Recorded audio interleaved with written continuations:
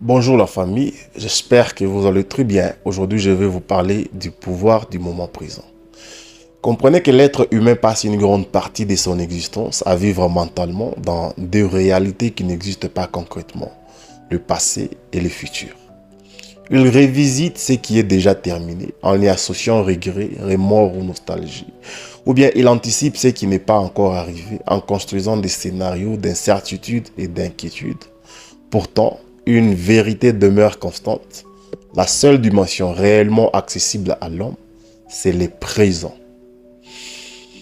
Le moment présent est l'unique point de contact entre l'homme et la vie réelle. C'est ici que tout se décide. C'est ici que tout se vit. C'est ici que tout se construit. Pourtant, paradoxalement, c'est aussi l'instant le plus négligé. Comprenez que l'esprit humain a tendance à vouloir s'échapper.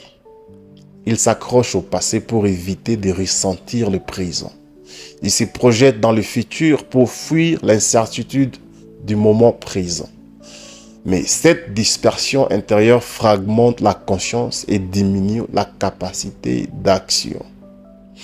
Être dans le moment présent signifie être pleinement conscient de ce qui est en face de nous. Observer ses pensées sans se perdre, agir sans automatisme, décider avec lucidité. C'est dans cet état de présence que l'homme retrouve sa maîtrise intérieure. Les enseignements spirituels, aussi bien que les enseignements bibliques, rejoignent ce principe. Il est rappelé à l'homme de ne pas se laisser envahir par les inquiétudes du lendemain, car chaque jour porte sa propre réalité. Chercher à contrôler ce qui n'existe pas encore crée de l'anxiété. Se concentrer sur ce qui est réel aujourd'hui apporte stabilité et paix intérieure. Vivre dans le présent ne signifie pas effacer le passé ni ignorer le futur. Non, le passé sert de mémoire et d'apprentissage. Le futur sert de vision et de direction. Mais aucun des deux ne doit dominer la conscience. L'équilibre consiste à apprendre du passé, planifier intelligemment l'avenir, tout en agissant pleinement dans le présent. Alors, je veux aussi vous dire que les pouvoirs de transformation existent uniquement maintenant, pas hier, pas demain, mais c'est maintenant.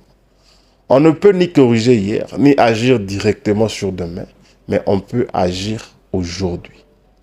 Et chaque action présente devient une cause qui façonne le futur. Rester dans le moment présent demande un entraînement, une discipline, une constance, puisque l'esprit dérive naturellement. Il anticipe, il rumine, il s'échappe.